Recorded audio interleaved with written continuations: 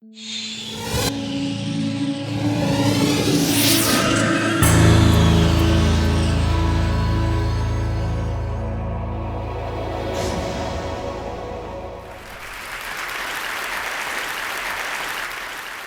grew up in a very small village in Canada, and I'm an undiagnosed dyslexic.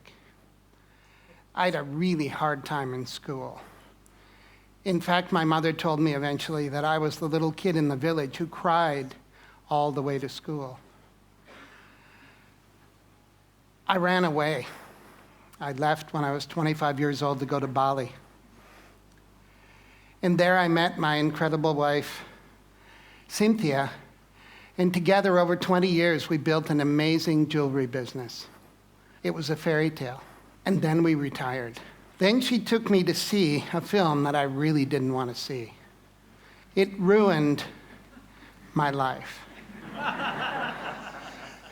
The Inconvenient Truth and Mr. Gore. I have 4 kids. And even if part of what he says is true, they're not going to have the life that I had.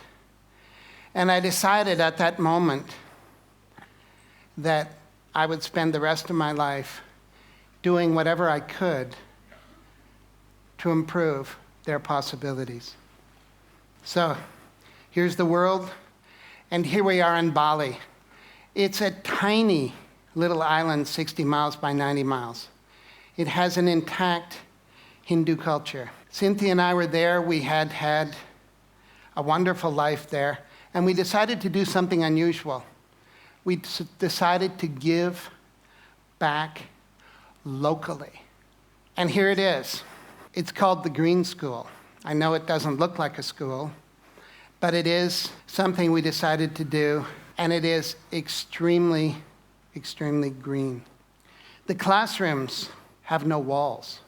The teacher is writing on a bamboo blackboard. The desks are not square.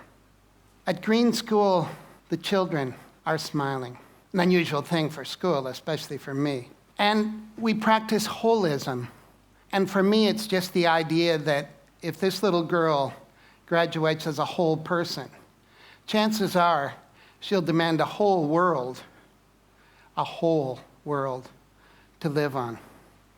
Our children spend 181 days going to school in a box. The people that built my school also built the prison and the insane asylum out of the same materials. So if this gentleman had have had a holistic education, would he be sitting there? Would he have had more possibilities in his life? The classrooms have natural light. They're beautiful. They're bamboo. The breeze passes through them.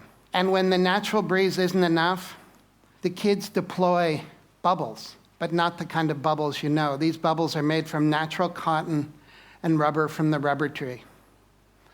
So we basically turned the box into a bubble. And these kids know that painless climate control may not be part of their future. We pay the bill at the end of the month, but the people that are really going to pay the bill are our grandchildren. We have to teach the kids that the world is not indestructible. These kids did a little graffiti on their desks, and then they signed up for 2 extra courses. The first one was called sanding, and the second one was called re-waxing. But since that happened, they own those desks. They know they can control their world. We're on the grid, we're not proud of it. But an amazing alternative energy company in Paris is taking us off the grid with solar. And this thing is the second vortex to be built in the world. In a 2.5 meter drop on our river, when the turbine drops in, it will produce 8,000 watts of electricity day and night. And you know what these are. There's nowhere to flush. And as long as we're taking our waste and mixing it with a huge amount of water, you're all really smart, just do the math. How many people times how much water? There isn't enough water. These are compost toilets. And nobody at the school wanted to know about them, especially the principal. And they work. People use them. People are okay. It's something you should think about doing. Not many things didn't work. The beautiful canvas and rubber skylights got eaten by the sun in 6 months. We had to replace them with recyclable plastic. The teachers dragged giant PVC whiteboards into the classrooms. So we had some good ideas. We took old automobile windshields, put paper behind them, and created the first alternative to the whiteboard. Green School sits in South Central Bali, and it's on 20 acres of rolling garden. There's an amazing river traveling through it, and you can see there how we managed to get across the river. I met a father the other day. He looked a little crazed. I said, "Welcome to Green School." He said, "I've been on an airplane for 24 hours. I asked him, why? He said, "I had a dream once about a green school. And I saw a picture of this green school. I got on an airplane. In August, I'm bringing my sons." This was a great thing. But more than that, people are building green houses around Green School so their kids can walk to school on the paths. And people are bringing their green industries, hopefully their green restaurants, to the Green School. It's becoming a community. It's becoming a green model. We had to look at everything. No petrochemicals in the pavement.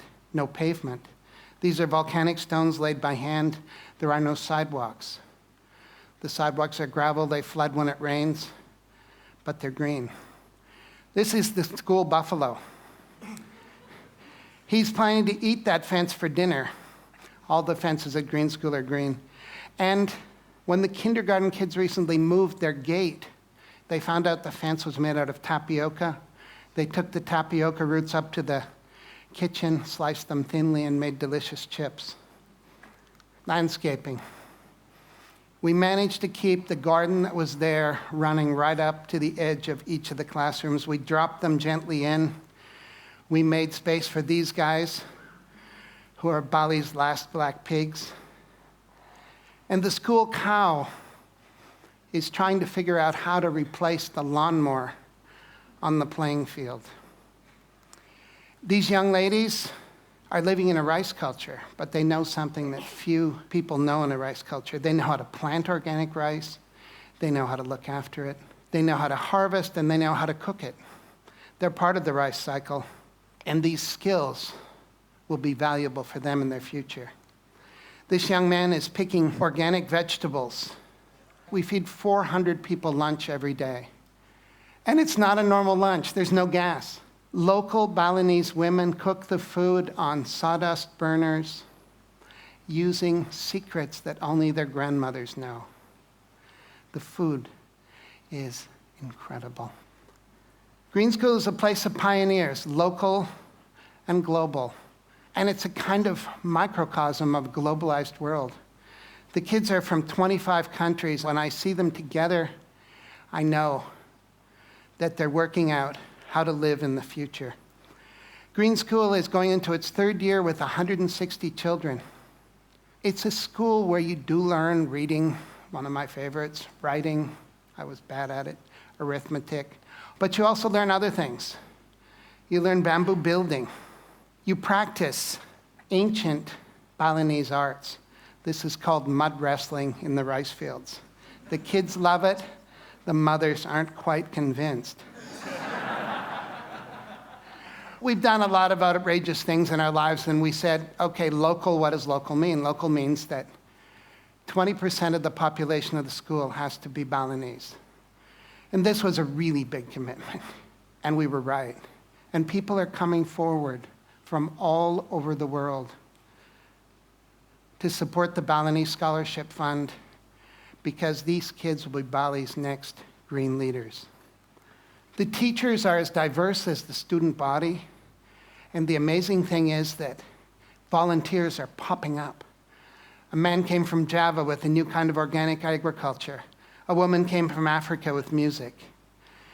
And together, these volunteers and the teachers are deeply committed to creating a new generation of global green leaders.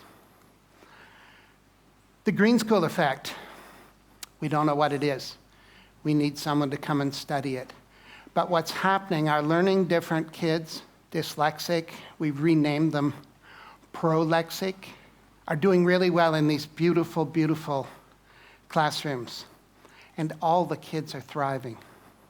And how did we do all this? On giant grass. It's bamboo. It comes out of the ground like a train. It grows as high as a coconut tree in 2 months. And 3 years later, it can be harvested to build buildings like this. It's as strong and dense as teak, and it will hold up any roof. When the architects came, they brought us these things. And you've probably seen things like this. The yellow box was called the administration complex. We squashed it, we rethought it, but mainly we renamed it the heart of school. And that changed everything forever. It's a double helix. It has administrators in it and many, many other things. And the problem of building it, when the Balinese workers saw long reams of plans, they looked at them and said, "What's this?" So we built big models. We had them engineered by the engineers. And Balinese carpenters like this measured them with their bamboo rulers, selected the bamboo, and built the buildings using age-old techniques, mostly by hand. It was chaos. And the Balinese carpenters want to be as modern as we do, so they used metal scaffolding to build the bamboo building. And when the scaffolding came down, we realized that we had a cathedral to green, and a cathedral to green education. The heart of school has 7 kilometers of bamboo in it. From the time the foundations were finished, in 3 months, it had roofs and floors. It may not be the biggest bamboo building in the world, but many people believe that it's the most beautiful. Is this doable in your community? We believe it is. Green School is a model we built for the world. It's a model we built for Bali. And you just have to follow these simple, simple rules. Be local, let the environment lead, and think about how your grandchildren might build. So, Mr. Gore, thank you. You ruined my life, but you gave me an incredible future. And if you're interested in being involved in finishing Green School and building the next 50 around the world, please come and see us. Thank you.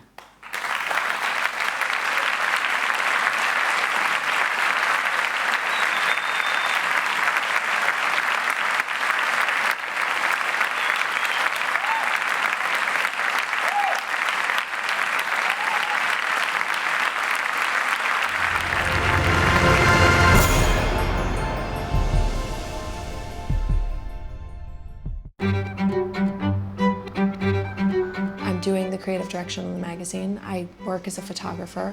I also have been curating. I do anything and everything related to photography that I can. Dossier is a biannual art and culture journal. We know so many creative people, and we wanted to sort of give people a forum to do projects that they might not be able to do for other magazines. My BlackBerry works with my lifestyle because I actually work from my phone, going back and forth with different clients constantly. If we're planning an issue of the magazine, I'm looking at proofs on my phone. The new one has a keypad and then also a touchscreen. I really like the keypad. I could not write long emails on a phone that just had a touchscreen. There's no way. I started taking pictures seriously when I was about 17, but I just didn't think it was going to be my job. Up until very recently, all of my personal work was pictures of just like what was around me. If I'm sitting around with friends, I usually have my camera, I take a picture of what I see. Bones! Pony! He's like, I guess this is where you want me. The quality of the camera on the BlackBerry is definitely good enough that I can do almost anything I want online with it. I contribute to a couple different blogs aside from the dossier blog. A lot of times I'll just send them pictures from wherever I am, taken with my BlackBerry. This is rainbow eucalyptus in Maui, and it grows by the side of the road. This is taken from the top of the Pompidou in Paris. It's the line to get in. That's a hedgehog in the souk in Marrakesh. It's the inside of my dog's mouth. I just travel a lot for work, you know. I have my phone with me everywhere I go. It works anywhere in the world, and that's awesome.